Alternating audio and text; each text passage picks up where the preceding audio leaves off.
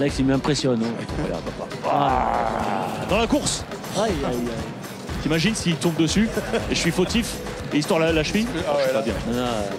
Moi, je te connais pas. Hein. Ah ouais, il est 19h15 les amis, bonsoir à toutes et à tous. Très heureux de vous retrouver ici, l'Orange Vélodrome, pour la dernière affiche de la 14e journée du championnat de France de la Ligue 1 Uber Eats avec toutes les équipes de Free Ligue 1.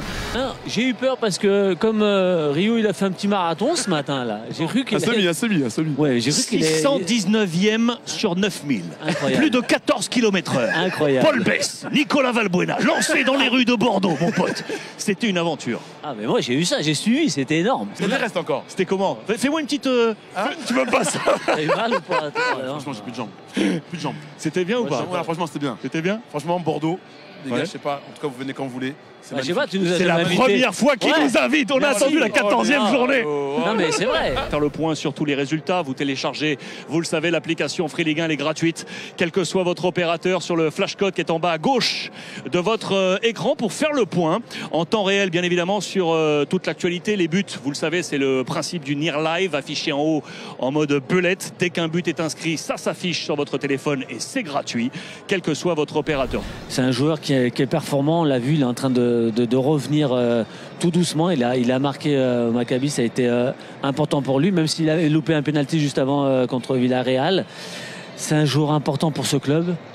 Il a faim, on le voit dans ses déplacements, on voit aussi sur ses stats, il a pratiquement touché 80 ou 95 ballons lors du dernier match. Donc si tu veux, c'est un joueur important. C'est vrai que Gennaro Gattuso, depuis qu'il est là, les garçons, il a enrobé ses joueurs, il les a pris avec lui. Et là, du match face à Strasbourg, il leur dit les garçons, ça y est. Il faut être face à vos responsabilités et c'est maintenant que ça se passe. C'est le tournant à Marseille, ça. Ouais, c'est vrai qu'après le Strasbourg, je trouve qu'il les a quand même bien allumés face à leur responsabilité.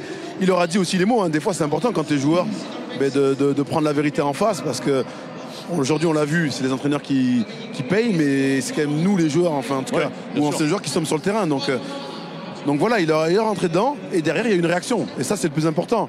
C'est vrai que l'OM a pris beaucoup de buts, mais l'OM a été capable d'en mettre aussi beaucoup. Putain, Alex, il m'impressionne. Dans la course. Aïe, aïe, aïe. T'imagines s'il tombe dessus et je suis fautif et il se tord la cheville. Pas bien. Moi, je te connais pas. Hein. Ah ouais, ça, C'est un peu comme l'histoire avec Luis Enrique.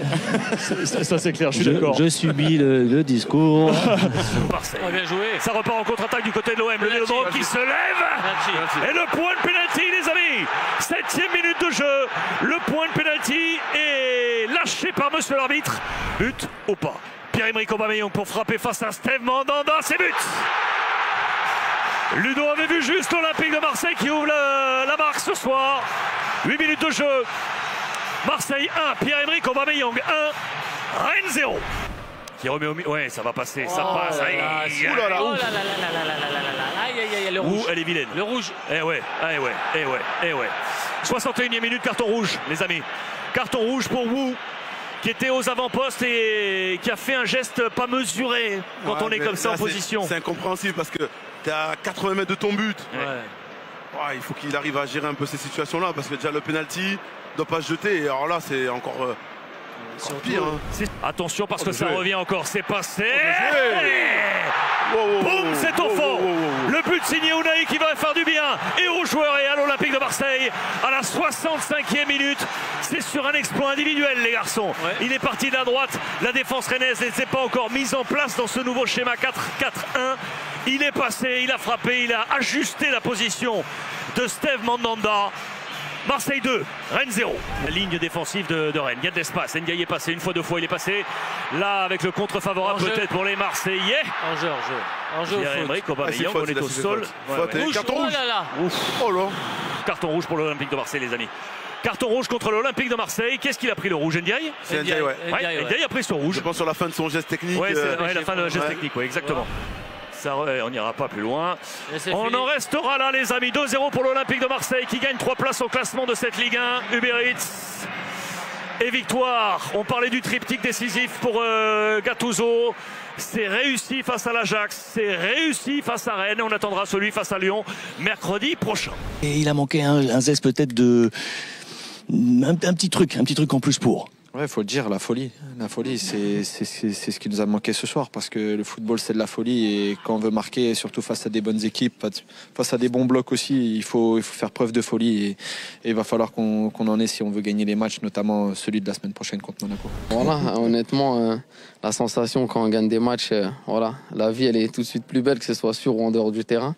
Et on a besoin de ça, on a besoin de gens qui soient épanouis dans leur vie de tous les jours pour donner le maximum, et ça passe par des victoires. C'est un bon message, la vie est belle. Merci Amine. Il y a un peu de frustration du fait qu'on n'ait pas été plus dangereux que ça. Voilà. Et le contrôle, c'est une chose, mais ça ne fait pas gagner des matchs. Ce qui fait gagner des matchs, c'est le danger qu'on est capable de créer dans les 20 derniers mètres adverses. Et avec autant de maîtrise que ça en première mi-temps, je crois qu'on sort à la mi-temps avec 4 frappes seulement. Une dizaine ou une douzaine de frappes sur l'ensemble de la rencontre, pas une cadrée. Donc dans ces conditions-là, on ne peut pas espérer grand-chose. On respire bien.